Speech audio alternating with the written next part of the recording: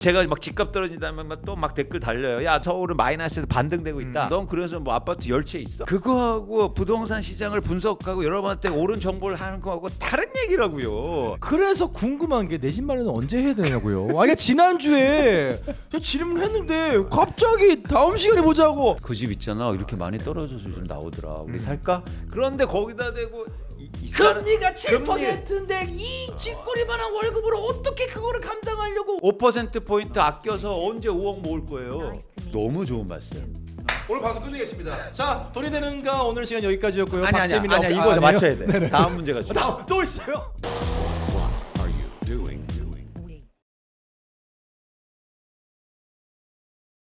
매일같이 느껴지는 지식에 대한 갈증, 경제살롱에서 지식 한 잔 해소하고 가십시오. 경제살롱의 MC 배우 박재민입니다. 매주 화요일은 제가 부동산 이야기를 나누고 있죠. 오늘도 돈이 되는가 우리 광순의 복덕방에 이광수 대표님 모셔봤습니다. 어서 오세요. 안녕하세요. 안녕하세요. 네, 일주일 동안 잘 지내셨죠? 아, 잘 지냈어요. 네, 저희는 뭐 2주 연속으로 같은 옷을 입고 나옵니다. 옷이 없어. 네. 원래 돈 많은 사람들이 한 옷만 입고. 그렇죠. 그래서 저희가 돈이 되는 것에서 얘기 계속 하다 보면은 네. 옷에 돈 쓸 때가 아니죠. 그렇죠. 스티브 잡스 맨날 까만 것만. 아, 그럼 스티브 잡스 돈이 없어요? 아, 옷이 없어요? 아, 내가 그래서 네. 제가 요즘 철학적인 질문을 하나 받았어요. 아, 뭐예요? 투자와 관련. 그러니까 네. 사람들을 보고 자산에 관련된. 보세요. 질문해 볼게. 네. 돈을 많이 쓰는 사람이 부자예요? 돈을 안 쓰는 사람이 부자예요? 와. 당연히 출제자의 의도는 돈을 안 쓰는 사람이 부자일 거다인 건 같은데 저는 돈을 많이 쓰는 사람이 부자일 거다. 일반적으로 사람들은 그렇게 생각한단 말이에요. 네. 돈을 많이 쓰는 사람이 부자라고 생각해. 그렇죠. 왜냐면 그래서 사기를 당하는 거야. 내가 그래서 사기를 당했구나. 근데 우리는 돈 많이 쓰는 사람을 부자라고 생각해요. 그렇지. 사실, 아니에요. 네, 사실 좀 씀씀이가 해프면은 야 저 사람한테 저 정도 돈은 돈도 아닌가 봐. 야 롤스로이스는 돈도 아니, 벤틀리는 돈도 아닌가 봐. 근데 사실 그게 아니라는 거군요. 사기꾼이지. 아, 그래. 그래. 그래서 돈 많이 쓰는 사람들 경계해야 돼요. 저 주식시장에 오래 있었잖아. 네. 돈 많은 사람들은 돈 그렇게 안 써요. 진짜 많은 사람들, 몇백억씩 있는 사람들. 그러니까 여러분 이 허황 그런 거에 같이 연결시키지 않았으면 좋겠다. 그래서 갑자기 네네. 그게 생각 옷 얘기하니까 아, 생각났어. 그러니까요. 돈 많으신 분입니다. 안 쓰잖아. 안 쓰니까. 워렌 버핏이 돈 써요? 안 쓰죠. 안 써. 안 써. 매일 햄버거 먹어. 그럼 매일 햄버거 먹고 매일 코카콜라 마시고 그리고 건강하고. 그리고 코카콜라 주식 사. 그러니까 이게 진짜 중요한 게 부동산 시장도 우리가 오른다, 호황이다, 여기가 무조건 역세권이다 이런 걸 보는 게 아니라 지금 정말 중요한 메시지가 이 안에 뭐가 있는지 그렇죠. 그걸 봐야 되는 거죠. 그렇죠. 그래서 제가 이제 부동산 얘기하면 사람들이 또 물어봐요. 야, 넌 그래서 뭐 아파트 10채 있어? 그거하고 부동산 시장을 분석하고 여러분한테 옳은 정보를 하는 거하고 다른 얘기라고요. 다르네. 여러분들이 그거를 혼동하니까 맨날 속는 거야. 예를 들어서 이런 거죠. 집값이 막 오를 때 어떤 책들이 나오는 줄 아세요? 자기 회사원에서 회사 때려치고 아파트 10채 주인이 됐대. 아, 맞네. 그래서 책 써. 베스트셀러잖아요. 책 써. 근데 우리는 그것만 보고 저 사람 투자 잘하겠구나. 나한테 잘 알려주게 이렇게 생각해요. 아니 그러면 집 살 때 써야지. 다 사놓고 써. 맞아. 고점에. 화나셨어요? 네. 저 이제 방송 이제 막 시작했는데 저희 이러면은 저희 죄송한데 중간에 클릭 돌아갑니다. 그러니까 메시지와 메신저는 다른 얘기예요. 그렇다고 해서 제가 돈이 없다는 얘기를 드리는 게 아니야. 그래서 또 오해하실까봐. 근데 이게 정말 중요한 거예요. 그렇지. 그래서 우리가 막 저 사람 돈 많아. 그래서 저 사람 무조건 믿어. 저 사람 정보는 다 맞아. 이렇게 하는 순간 그냥 끝이라고요. 그렇지. 저 사람을 보지 마시고 여러분 저 사람이 무슨 말을 하는지 그 내용이 과연 믿을 만한지 그 내용이 진짜인지 정보인지 그거를 여러분들이 판단하시고요. 누가 말하는 건 상관없이. 그래서 자꾸 내세워서 저 누구예요? 뭐 어디 가서 월스트리트에서 일하고 왔어요. 그 사람들 말이 우리한테 전혀 도움이 안 될 수도 있단 말이에요. 그치. 이 말씀을 드리고 싶어요. 그래서 궁금한 게 내 집 마련은 언제 해야 되냐고요. 아니 지난주에 저 질문했는데 갑자기 다음 시간에 보자고 지금 일주일을 기다려 왔습니다. 저희 구독자 여러분들께서 맞아요. 내 집 마련 언제가 가장 좋은 시기일지 저희가 일단 이거를 한번 풀어보고 그리고 오늘 또 다른 부동산에 관한 무궁무진한 이야기들 이어가 보시죠. 자산 시장은 굉장히 흥미로운 지점이 있는데 그렇죠. 부동산과 주식은 유사한 일이 반복돼요. 그래서 쉬울 수도 있어요. 그러면 집을 언제 사느냐고 물어봤으니까 네. 그럼 과거에도 집 사기 좋았던 시점이 있었을 거 아니에요. 그렇죠. 그때로 가보자고요. 아. 그때가 언제였냐면 정확하게 2012년과 13년입니다. 오. 10년 전 정확히. 네. 10년 전에 집 사기가 제일 좋았어요. 여기서 뭐가 성립돼야 되냐면 내가 샀는데 그 뒤부터 가격이 올랐어야 돼요. 그렇죠. 가치가 상승을 했어야죠. 그렇죠. 꾸준하게. 그래야 이제는 예를 들어서 적절한 시점에 산 거죠. 그렇죠. 그게 정확히 2012년 13년이에요. 그래프를 하나 보여드릴게요. 네. 잘 보셔야 돼요. 이게 2012년 13년도가 요 기간이잖아요. 그렇죠. 요 기간이 어땠습니까? 일단 가격만 보면 떨어졌죠. 가격이 어떻게 떨어져 있었네요. 떨어졌죠. 네. 가격이 이때 많이 빠졌다고. 네. 평균이 이렇게 빠졌으니까. 근데 이거는 거래량이에요. 거래량이 어떻습니까? 거래량은 추세적으로 증가해요. 늘고 있는 거네요. 그렇죠. 이때예요. 안 어려워요. 자, 가격이 빠지는데 거래량이 증가할 때. 아하. 자, 근데 요 기간을 같이 보자고요. 네네네. 같이 똑같이 요 기간은 가격이 빠졌잖아요. 네. 근데 2011년도는 가격이 빠지는데 그 이후로 거래량이 줄어들잖아요. 자, 지금 그러니까 저 그래프는 거래량을 나타내고 있고 숫자는 가격 변동 추이를 나타내고 있는 건데 2011년에는 거래량도 빠지네요. 그렇죠. 어? 그렇기 때문에 2011년도는 집 사기 좋은 시점이 아니었단 말이에요. 그 이후로 더 빠졌으니까. 더 빠지니까. 왜 더 빠지는 걸 어떻게 알았어요? 거래량이 줄어드는 줄어드니까. 거. 그러니까 사람들이 이렇게 생각해요. 수요가 줄어드는 거죠. 그렇죠. 네. 그러니까 이렇게 생각해. 자, 우리가 명확하게 제가 말씀드렸어요. 집값이 떨어질 때 내 집 마련한다. 네. 얼마가 빠졌을 때예요? 그렇죠. 몰라. 할 수가 없죠. 그런데 거래량을 얘기하면 돼요. 빠졌는데 거래량이 증가해. 늘어. 그렇지. 이게 크로스가 되는 딱 그때가 근데 예를 들어서 가격이 빠지는데 거래량이 증가하지 않아. 그때는 아니고. 아니고 네. 가격이 더 빠질 수 있기 때문에 이거는요. 개별 아파트도 똑같아요. 네. 개별 아파트도 저희가 조회해 보면 예를 들어서 그 아파트가 가격이 빠졌는데 거래량이 추세적으로 증가하는 구간이 반드시 나와요. 네. 그 구간이 앞으로 올 거고 어. 그때가 집값 마련해야 돼. 집을 마련해야 됩니다. 네. 근데 연도별로 보셨으니까 좀 더 그러니까 혼동되시는데 월별로 한번 볼게요. 네. 이거 월별로 볼게요. 2013년도 월입니다. 네. 정확히 2013년도 우리나라 집값이 바닥이었거든요. 어. 자, 거래량이 어때요? 추세적으로 늘고 있어요. 4, 5개월째 계속 증가하죠. 네. 그러면서 거래량이 줄어들 수도 있어요. 네. 떨어지죠. 근데 어떻습니까? 저점이요. 아무리 줄어도 1월보다는 저점이 올라가 있군요. 그렇죠. 흥미롭죠. 네. 그러니까 이게 생각 없이 숫자를 보면 이런 방향성이 보인다고요. 여기서 자꾸 생각을 넣으니까 잘못 해석해. 이게 생각이 없어야 되는구나. 그 약간 그래프를 볼 때 막 이렇게 보는 게 아니라 약간 흐릿하게 봐야 되네. 그렇죠. 그냥 이렇게 보는 거야. 이렇게 어. 뭐지? 뭐야?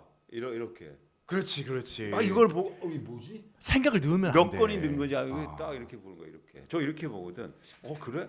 딱 특이하잖아. 저점이 계속 올라가. 반대로 집값이 계속 빠질 때는 어때요? 거래량이 저점이 떨어지잖아. 저점이 그러니까 2013년 1월 전에를 보면은 저점이 계속해서 지금 우하향이 되고 있죠. 그렇죠.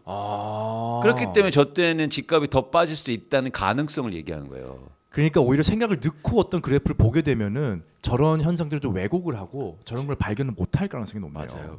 그래서 이렇게 관찰자 입장에서 감정을 넣지 않고 숫자나 그리고 네. 그래프를 보는 연습을 하셔야 돼요. 그럼 자산 시장의 변화가 느껴져. 네.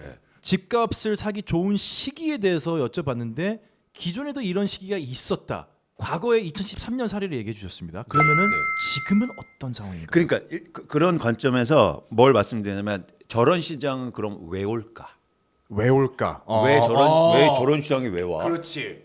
만약에 그때 그 왜 올까가 지금도 일어나고 있다면은 비슷한 현상이 나오겠죠. 그렇죠. 한 일주 만에 엄청나게 발전됐는데. 생각이 없어요, 저는.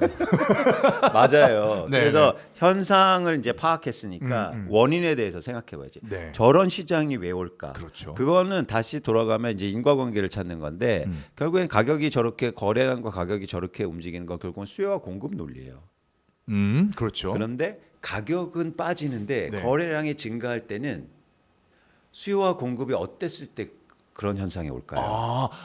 오히려 수요 공급이 어땠을 때가 원인이 되는군요. 저는 지금 그게 결과였나 싶었는데 그렇군요. 그 수요 공급이 만나서 저런 걸 만들어냈잖아. 그렇군요. 그러면 그걸 네. 저희가 찾아보자는 얘기예요. 네. 쉽게 말해서 이런 제품이 음.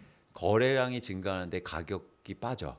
그때는 수요는 증가하는데 수요는 증가하는데 공급도 증가할 때요. 공급도 증가할 때 오히려 그렇게 되는군요. 파는 사람도 많고 어. 사는 사람도 조금씩 증가할 때 네. 이런 현상이 나타난다고요. 오히려 파는 사람이 늘면은 그렇지 가격은 떨어질 텐데 공급은 느니까 수요가 느니까 거래는 잘 돼요. 거래는 잘 되고. 근데 지금 정확히 이런 시장이에요. 그런데 재밌는 거는 이 기간이 무한정 오래 가기는 쉽지는 않겠어요. 너무 좋은 말씀.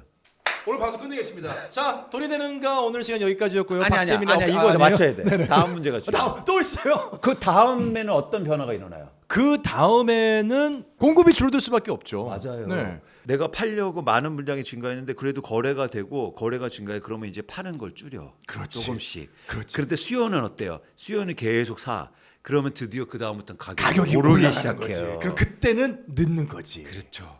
아. 그래서 공급이 많고 수요도 조금씩 많아질 때 내 집 마련하는 거예요. 네. 근데 지금 정확히 그런 시장이 올 가능성이 높아요. 제가 첫 번째 시간 말씀드렸죠. 그거 다시 돌려보시면 돼요. 네, 네. 네? 생각 안 나시면 한 두세 번 보셔야 되는 거예요. 아, 그렇죠. 제가 무슨 말씀드렸냐면 지금 시장은 수요가 줄어 있다. 네. 그런데 지금 공급이 증가하고 있다. 네. 매물이. 근데 매물이 증가하고 있으니까 지금 약간 유사한 시장이 나오잖아요. 그렇죠. 근데 매물이 더 증가할수록 네. 가격은 빠지겠죠. 빠지죠. 그럼 수요가 드디어 치고 올라오는 순간 수요가 증가하기 시작할 거예요.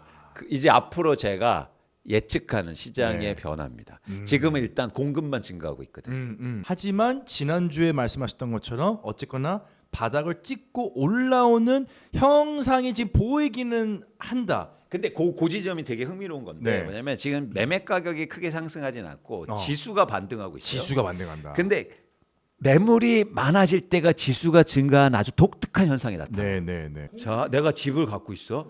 집을 갖고 있는데 집을 중개소에 네. 내다 놔요. 어. 내놓잖아. 네. 매물을 내놔. 내놨어요. 근데 그게 최근에 10억에 거래됐어. 네. 그럼 얼마에 내놔요? 저는 뭐 더 조금 더 얹어서 내는 그렇지. 네. 그렇기 때문에 매물이 증가하면서 호가가 오르는 현상이 나타나요. 그러니까 부르는 값이 계속 올라가는군요. 그러면서 마치 그걸로 조사돼서 시장을 판단하니까 시장이 오르는 것처럼 판단돼. 그러니까 이 지수가 주는 잘못된 맞아요. 흥미롭죠. 페이크네. 그렇죠. 근데 내놨는데 수요가 없으니까 보러 오는 사람이 없어. 그러면 이제 들러요. 중개사 앞서서. 그래서 사장님 왜 이렇게 안 보러 왜 이렇게 와? 안 팔려요? 사장님 그 가격엔 지금 안 사요. 그러면 이제는 어떻게 돼요? 그 다음부터는 떨어지지. 그럼 값을 5천만 원, 내려야죠. 5천만 원 그렇죠. 내릴까요? 근데 첫 번째는 매물이 증가. 매물의 증가되면서 이상한 현상은 호가가 오른다. 근데 이것도 어쨌거나 일시적인 그렇지. 착시 현상이군요. 수요가 없기 때문에. 그러면 이제는 호가를 내리는 사람이 나옵니다. 그렇죠. 조금 더 먼저 팔고 싶잖아요. 네네네. 그런 것들이 반복되면 가격 하락폭이 커질 수 있는 거예요. 지금 아. 딱 이런 시장이에요. 그래서 변곡점에 사람들이 혼란스러운 거예요. 그치 굉장히 변동이 있는. 그래서 제가 막 집값 떨어진다면 또 막 댓글 달려요. 야, 너 지금 뭐 지수 이만큼 올랐고 이미 서울은 마이너스에서 반등되고 있다. 근데 이 원인을 아셔야지. 원인을 알아야지. 예. 이 지금 그래야 우리가 전망이 가능할 거 아니에요. 그래서 그 지점을 꼭 아셔야 돼요. 어쨌거나 지금 내 집 마련을 고민하시는 분들도 이러한 추이를 좀 살펴봐야겠군요. 일단. 그럼요. 변화를 계속 보는 거고. 네. 그래서 우리가 저런 이런 경제살롱도 필요한 거죠. 네, 네. 저는 이런 거예요. 여러분들이 어떻게 마음가짐을 가졌었으면 좋겠냐면 제가 너무 좋아하는 그 소설에 나오는 문구가 있어요. 네. 정확하지는 않지만 한번 들려드릴게요. 네. 겨울 들판이라는. 겨울 들판. 도시에서 온 놈들은 음. 겨울 들판을 보면 모두 죽어 있다고 말할 거야. 그런데 말이야, 농사꾼들은 겨울 들판을 보고 죽어 있다고 생각하지 않아. 그렇지. 봄이 오고 시간이 지나면 거기서 함성같이 곡식들이 자라날 거라고 생각해. 함성같이. 겨울 들판을 볼 때 도시에서 온 놈들은요 죽어 있다고 생각해요. 네, 네, 네. 근데 농사꾼들은 그걸 죽어 있다고 생각하지 않아요. 음. 그럼 도시에서 온 놈하고 농사꾼들하고의 가장 큰 차이가 뭡니까? 네. 차이가 뭐예요? 그 들판의 가치를 모르는 거죠. 자, 그렇지 왜 멈추세요? 그래서 너무 깊이 생각하지 말고 아. 가장 큰 차이가 뭐예요? 농사꾼은 매일 거길 보고 있잖아. 매일 보고 있다. 갑자기 온 사람은 못 본다고. 처음 그 보지. 변화를. 그러니까 내재된 가치를 모르는 거지. 그 안에 뭐가 숨어져 있는지. 그렇지 변화를 네, 모른다고요. 변화를 모르는 거지. 그래서 우리가 이런 것들을 계속 고민하는 이유가 계속 봐야 농사꾼이 될 수 있다고요. 네. 갑자기 보면 도시에서 온 놈들이라니까 아. 변화를 못 느껴. 그래서 우리가 계속 공부도 하고 자산시장도 보고 이런 거예요. 왜 쓸데없이 시간을 낭비하고 있어요. 도시에서 온 놈. 네.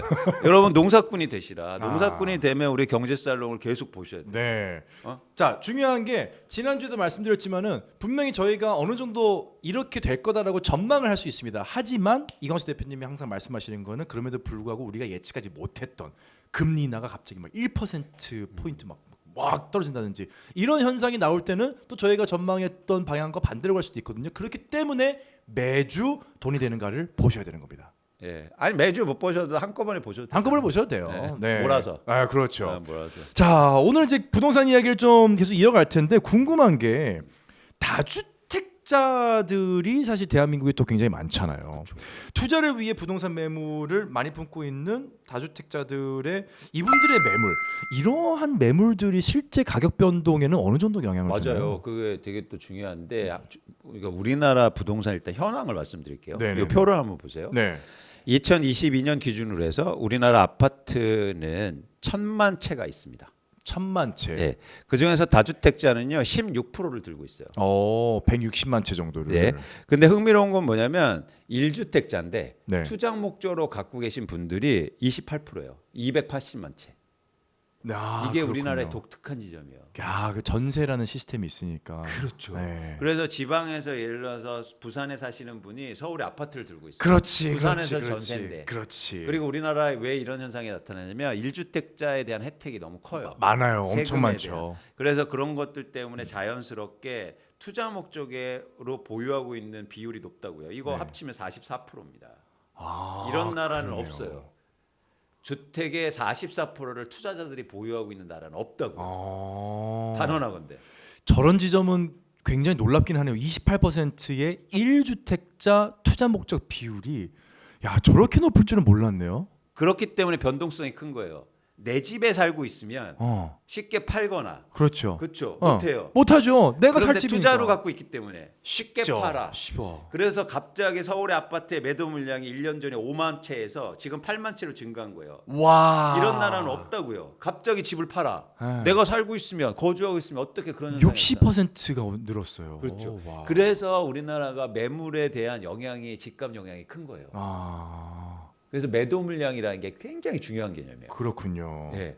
지금 방금 말씀하셨던 것처럼 그 부산에 계신 분이 서울에 투자 목적으로 갖고 계신 분도 많다 이렇게 얘기를 하셨는데 혹시 지역별로도 변동 수치가 좀 큰가요? 다르죠. 아, 그래요? 예를 들어서 이거 그래프 한번 보세요. 네. 이게 지역별로 자가 점유율 현황이에요. 네. 자기 집에 거주하는 비율. 자기 집에 거주하는 비율. 어디가 가장 낮습니까? 지금 서울이 가장 낮네. 왜요? 자기 집이 아닌 거구나. 다 투자를 하고 있는 거구나. 투자하기 좋으니까. 아. 이해하셨어요? 네. 어디가 가장 이런 얘기 들으면 화나시겠지만 어디가 투자하기 가장 안 좋습니까?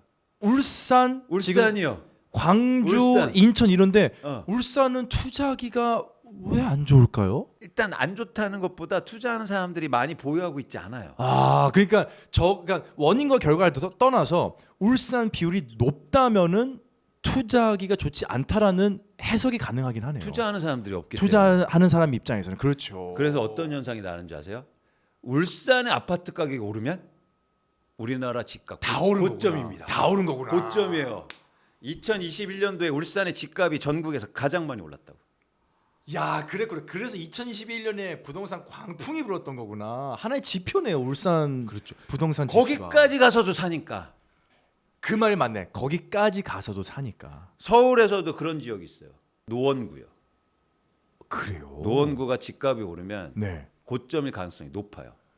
반대로 집값이. 얘기하면 노원은 투자를 많이 하지 않는다. 그렇죠. 투자자들이. 그렇죠. 근데 거기까지 가서 투자자들이 했으니까 네. 이제는 거의 쉽게 말해서 끝까지 간 거지. 그렇군요. 2021년도에 정확히 이런 현상이 나타나요. 네. 노원구가 가장 많이 오르고 울산이 울산. 오릅니다.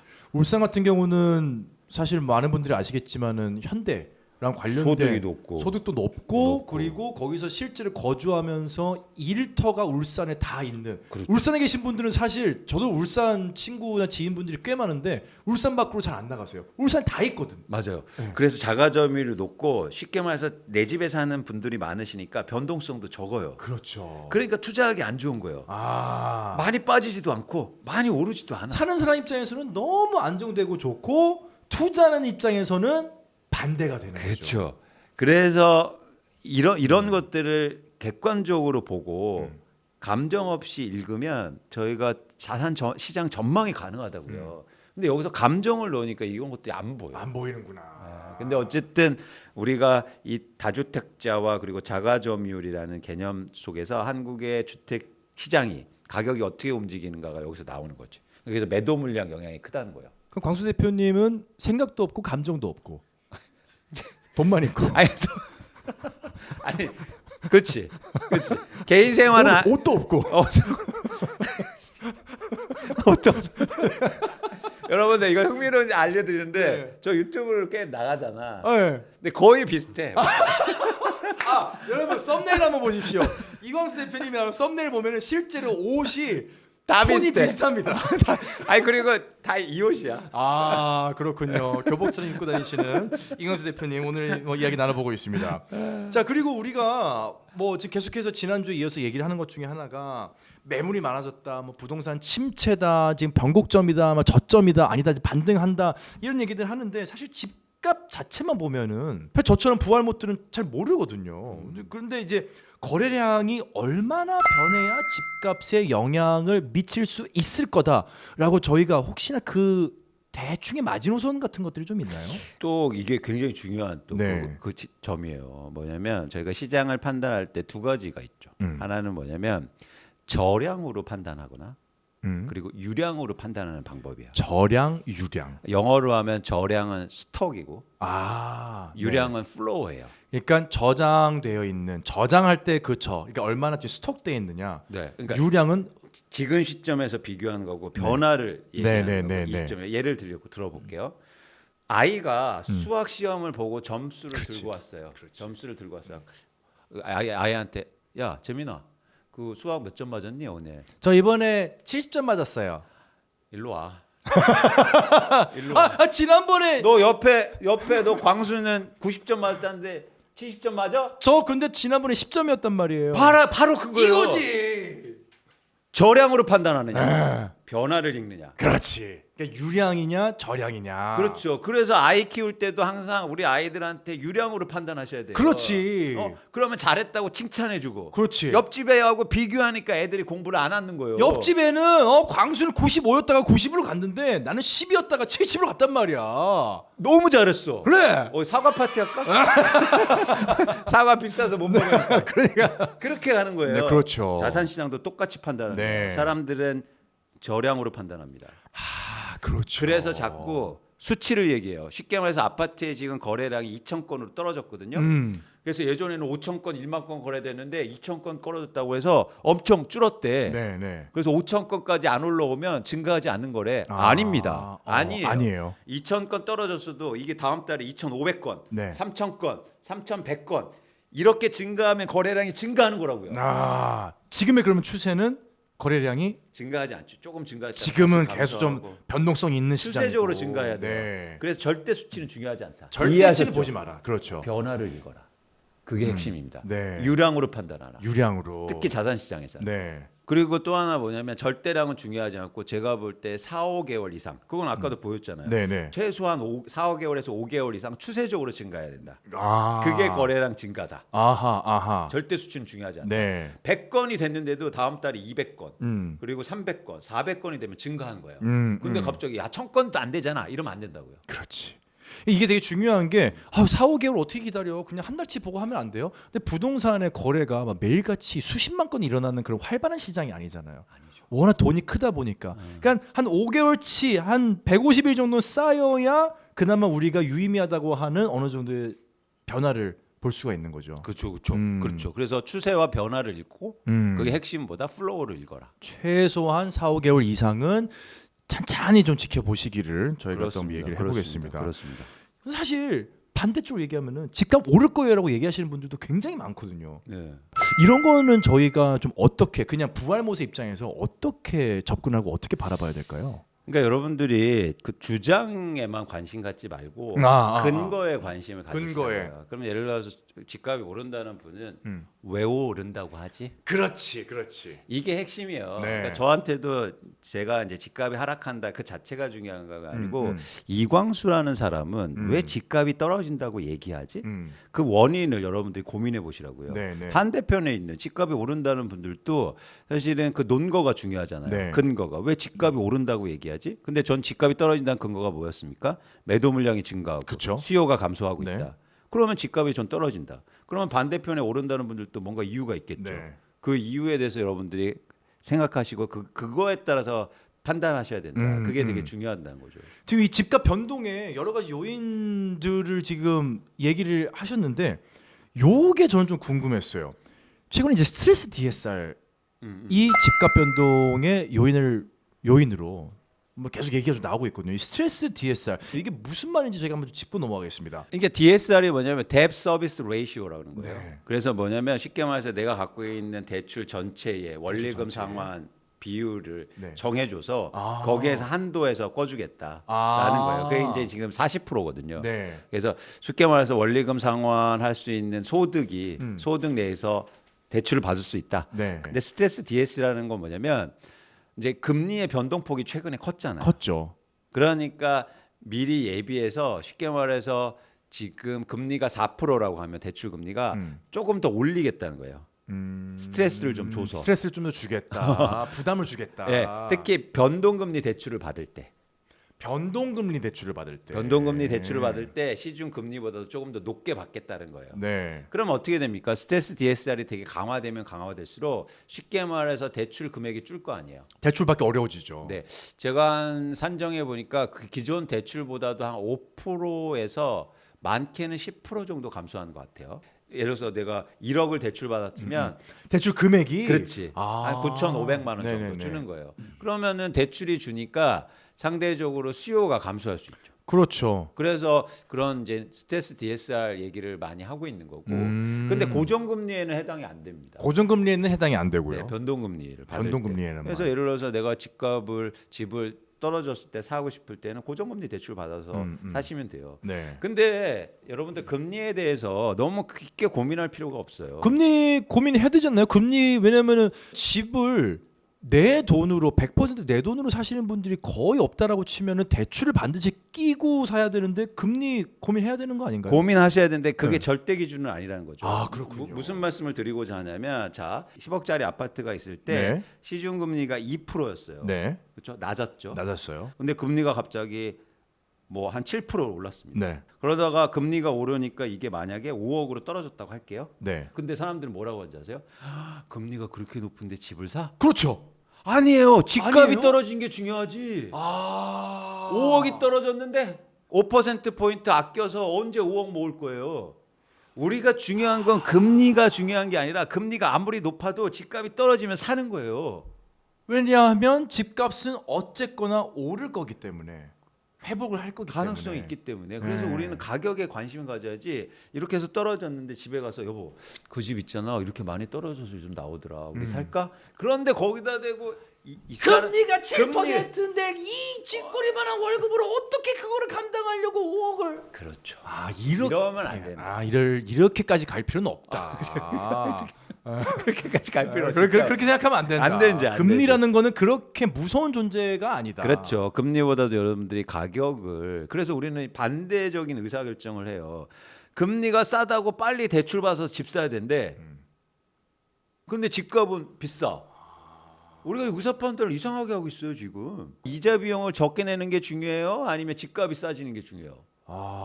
본질을 자꾸 왜곡하면 안 돼요. 아니 뭐 물론 누군가는 뭐 금리가 낮은 걸 더 선호할 수도 있어요. 내가 어떤 부동산의 가격 상승보다 이자로 나가는 게 더 아까울 수도. 뭐 이거는 개인 차이고 가치관의 차이일 수도 있으니까. 하지만 우리가 금리라는 것을 절대 악으로 보고 이걸 금리가 높은 시장이 무조건 안 좋은 시장이고 이렇게 접근하면 안 되는 거군요. 금리가 올라서 오히려 집값이 많이 뻗으면 좋은 거죠.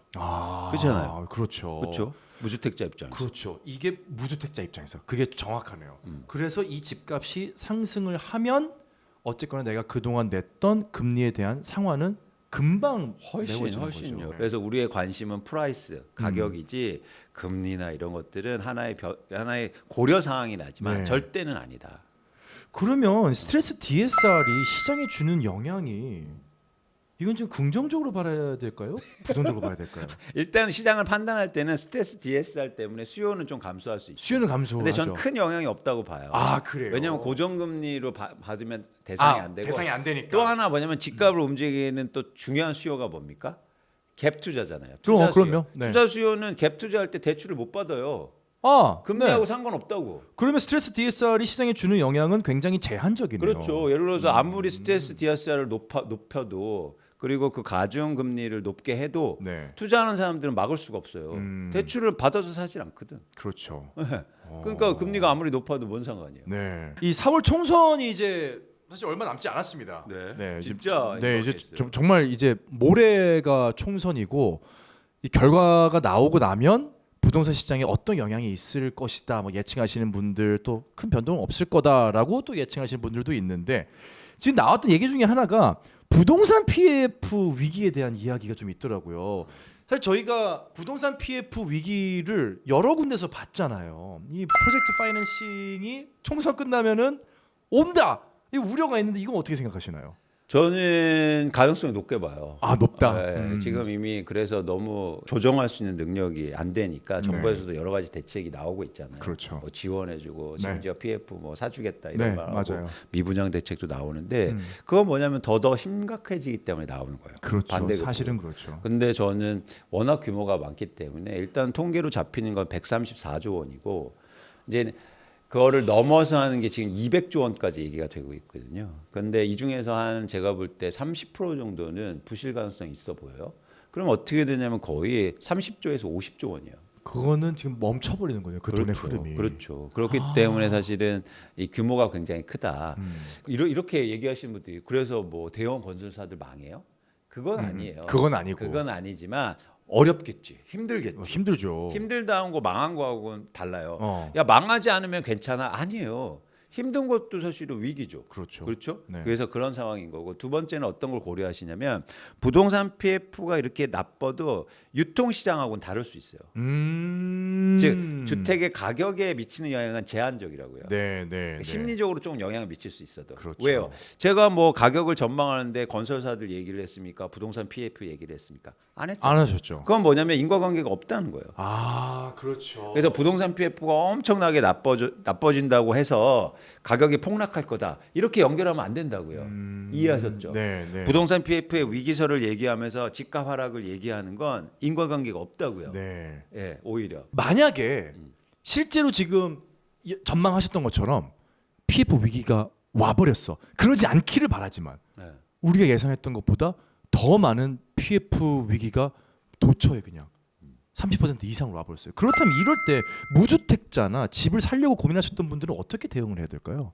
오히려 지금이 기회일까요? 아니면은 지금 그러면은 지금은 좀 멈추셔야 됩니다. 그러니까 예상치 못한 그런 사건이 나오면 네. 시장에서 예상치 못한 일들이 벌어질 가능성이 있죠. 네. 그러면 부동산 PF의 리스크가 훨씬 커지면 집값이 상승보다 하락이 가능성이 크지 않습니까? 그럼 집값이 떨어지면 어떻게 한다? 내 집 사야죠. 마련한다. 그러니까 좋은 오히려. 시점일 수도 있겠다. 오히려 그렇죠. 계속 얘기하시는 게 예상하지 못했던 일이 예상하지 못했던 시점에 전에 없던 일이 나오면 그때는 이제 기회로 봐야 된다고 강조하시는군요. 그렇습니다. 자, 오늘 말씀해 주신 걸 좀 종합적으로 보면 결국 집을 살려고 하면 다른 거 무슨 지표, 지수, 가격, 숫자 이런 것보단 확실히 수요와 공급을 명확하게 봐서 정말 간단한 경제학의 기본이잖아요. 막 여러 가지 막 데이터 오케이 다 치워두고 수요와 공급부터 봐라. 그렇습니다. 초심으로 돌아가. 그렇죠. 그래서 여러분들이 이제 가격이 오른다는 분들도 수요는 어떤 수요를 얘기하고 공급은 어떤 공급을 얘기하는지. 그러니까 가격이 오르면 두 개밖에 없잖아요. 뭡니까? 하나는 수요가 많아지거나. 네. 그러면 물어봐야죠. 수요가 왜 많아져요? 네. 그렇죠? 갑자기 가구들이 보너스를 많이 받아서 수요가 증가했다. 그것도 뭐 이유가 돼요. 그런 이유에 대한 관심을 가져라. 결과가 아니고. 네. 그리고 두 번째로 뭡니까? 가격이 오를 때 공급이 감소하는 거죠. 공급 감소죠. 그럼 공급이 왜 감소하는지 그 이유에 대해서 얘기하는지를 네. 물어보시라고요. 아, 전 그 얘기를 지금 해드린 거고. 네. 네. 자, 그러면 오늘 정말 철저하게 부활못들을 위해서 저희가 내용을 정리를 해봤는데 어떤 지표를 어떤 루트를 통해서 어떻게 바라보는 것이 가장 건강한 시장을 살펴보는 방법이라고 좀 추천해 주실 수 있을까요? 그거는 뭐 제 입장에서는 네. 가장 좋은 방법은 광순의 복덕방 네, 이럴 줄 알았어. 아니, 질문이 잘못됐어. 근데 광순의 복덕방 레포트가 네. 무료예요. 아. 네, 그러니까 일단 그거 한번 보시면서 그럼 광순의 복덕방 가는 길 좀 알려주시죠. 네, 그거 근데 밑에다 이렇게 가면 되는군요. 사이트 네, 이렇게 네. 가시면 되고 또 하나 약간 이제 공부가 더 필요하시다. 네. 그리고 업데이트가 필요하시다 그러면 음. 제가 또 그 유료로 하는 것도 있거든요. 아, 저희 좋습니다. 저희는 이게 지금 박재민의 채널이 아니에요. 이강수 대표님의 채널입니다. 그래서 네이버 프리미엄 컨텐츠 가보시면 네. 그러면 제 레포트를 유료로 보실 수도 있어요. 아. 그래서 여러분들이 부담스러우시면 무료 보시고 네. 그다음에 조금 더 업데이트된 거 그리고 서로 소통도 할 수 있는 거는 유료가 있으니까 네. 쑥스럽네. 자, 이광수 대표님이 운영하고 계시는 광순의 복덕방의 사업의 번창과 네, 영원을 기원을 하면서 오늘 이야기는 여기서 마무리해 볼까 합니다. 광수 대표님 혹시나 저희 구독자분들에게 오늘 내용 좀 정리를 한번 마지막으로 해주신다면요. 사실 제가 이제 두 번째잖아요. 네. 근데 좀 애정을 갖고 있어요. 네, 그래서 여러분들이 잘 들어보시면 이제 제가 다른 데서 얘기 안 하는 것도 쉽게 말해서 이거는 내가 장사할 건데 이런 것들 다 말씀드리고 있는 거예요. 그래서 저는 우리가 같이 하시면서 네. 진짜 저는 다시 한번 말씀드리지만 우리나라의 부동산 가격이 이렇게 조정받고 이랬을 때 내 집 마련하셨으면 좋겠다. 그래야 대한민국의 부동산 시장이 안정되고 그리고 훨씬 더 좋은 나라가 될 겁니다. 네. 그렇기 때문에 여러분 변화를 앞으로 계속 같이 얘기하고 여러분 궁금하신 것도 댓글 남겨주시고 네. 소통하는 그런 자리가 됐으면 좋겠고요. 사실 제가 마음 편하고 오는데 준비를 많이 해서 올게요. 네, 그래서 네. 같이 많은 것들을 같이 고민하는 그리고 부동산뿐만 아니라 투자에 대해서도 한번 생각해보는 그랬으면 좋겠습니다. 네. 광순의 복덕방 많은 사랑을 부탁을 드리겠고요. 경제살롱에 돈이 되는가 오늘은 여기서 마무리를 짓도록 하겠습니다. 여러분 감사합니다. 고맙습니다. 누가 경제 하락론자라고 이렇게 누구야? 그런 사람 엄청 많아요. 저 제또 나왔네요. 이름 적어주세요. 제또. 적어.